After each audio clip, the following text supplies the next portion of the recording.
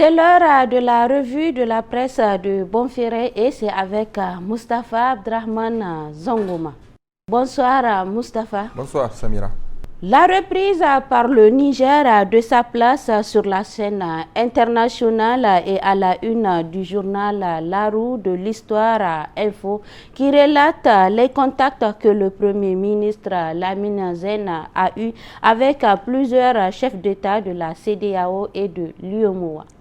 Cette rencontre qui a eu lieu à Riyad a permis à la délégation du Niger d'échanger de vive voix avec les premiers responsables de la CEDEAO, écrit le journal La Roue de l'Histoire Info. On a vu de belles images du Premier ministre du Niger, tout souriant en compagnie de différents chefs d'État, y compris le président du Nigeria, M. Ahmed Bola Tinubu, assurant la présidence de l'organisation communautaire. Dans le discours qu'il a prononcé au pupitre du forum, le Premier ministre a demandé à la CEDEAO et à l'UEMOA de faire justice au peuple nigérien pour revenir sur leurs sanctions illégales, injustes et inhumaines.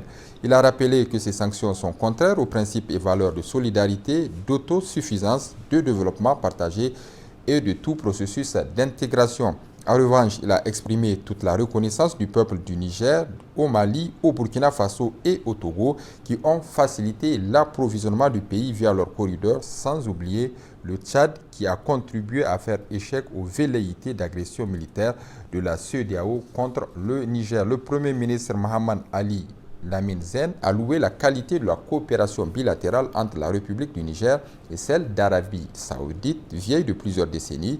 C'était l'occasion pour lui également de rappeler les partenaires saoudiens et ceux des autres pays de venir profiter de toutes les potentialités dont regorge notre pays dans le cadre d'un partenariat gagnant-gagnant. En dehors de ce sommet, le Niger continue de recevoir beaucoup de délégations étrangères qui échangent avec les autorités du CNSP pour leur confirmer leur disponibilité à entretenir des rapports courtois et solides dans le respect mutuel et la souveraineté de notre pays et de prospecter des possibilités d'engager un partenariat durable. La rectification apportée par le CNSP de la composition de la COLDEF a intéressé le quotidien privé. L'enquêteur du mardi 14 novembre 2023 et qui a titré à ce sujet « Grand ménage, plusieurs membres exclus de la COLDEF ».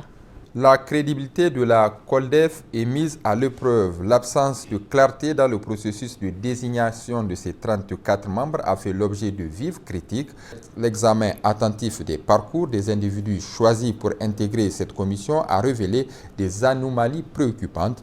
Plusieurs membres dont le passé n'est pas exempt de reproches semblent porter atteinte à son intégrité, ébranlant au passage sa légitimité avant même qu'elle ne débute son travail. Face à ces accusations et conscient de leur impact négatif, le CNSP a pris l'initiative de restructurer la COLDEF, écartant des éléments controversés pour redorer son blason. Des figures telles que Chalaré, un huissier épinglé par la justice, Issoufou Kado, ex-comptable de l'ambassade du Niger au Caire, en Égypte, dont le nom a été mentionné dans un rapport de l'Inspection générale des finances, IGF, ainsi qu'un receveur des impôts impliqué dans une affaire de détournement à la Direction générale des impôts ont été retirés de la liste des membres de la COLDEF. Cette action soulève des questions cruciales. Selon le confrère, aurait-il d'autres membres susceptibles d'être évincés? Des individus exclus de la COLDEF ont-ils trouvé des remplaçants adéquats? Si oui, selon quels critères ont été sélectionnés ces nouveaux venus? La situation actuelle exige une réponse transparente et efficace de la part du CNSP. La COLDEF, malgré les turbulences initiales, a l'opportunité de se réinventer et de devenir un modèle de lutte contre la délinquance économique et financière afin de s'aligner sur les aspirations à la justice et à l'équité de la population. L'hebdomadaire privé Le Canard, en furie de cette semaine, estime que la classe politique doit avoir son mot à dire dans la gestion de la transition pour faire bouger les choses. Depuis les toutes premières nominations des gouverneurs et des membres du gouvernement, plusieurs voix se sont élevées pour condamner les choix du CNSP parce qu'on y a noté la présence des hommes au CV douteux, des acteurs très proches de telle ou telle formation politique, des parents, amis et connaissances, ainsi que des délinquants économiques, écrit le journal Le Canard en furie de cette semaine. La nomination des membres de la COLDEF, dont on dénonce le caractère pléthorique et la présence de plusieurs délinquants économiques, est venu amplifier les critiques de ceux qui ont l'appréhension que les membres du CNSP ne maîtrisent pas le potentiel réel des ressources humaines du Niger. Le confrère suggère au CNSP de solliciter les acteurs politiques puisque parmi eux, il y a bien des acteurs honnêtes, sérieux et reconnus, compétents dans leur domaine d'activité. Ce sont certes des politiciens, mais ce sont quand même des Nigériens qui ont fait preuve de probité et de compétence au cours de leur parcours partout où ils sont passés. Et il en existe dans toutes les formations politiques du pays. Pour quelle raison donc le CNSP ne se rabattrait-il pas sur ce genre d'individus? Il ne s'agit nullement de proposer des individus véreux qui ne sauraient faire la différence entre le pays et leur formation politique, mais plutôt de faire le bon choix, le choix juste qui va davantage appuyer l'impartialité du CNSP dans l'exercice de la gouvernance. Et sur l'éventualité d'associer des acteurs politiques dans la marche de la transition, le journal Niger Inter Hebdo numéro 126 du 14 novembre dernier a titré à sa une « Front politique, le printemps de l'intox ».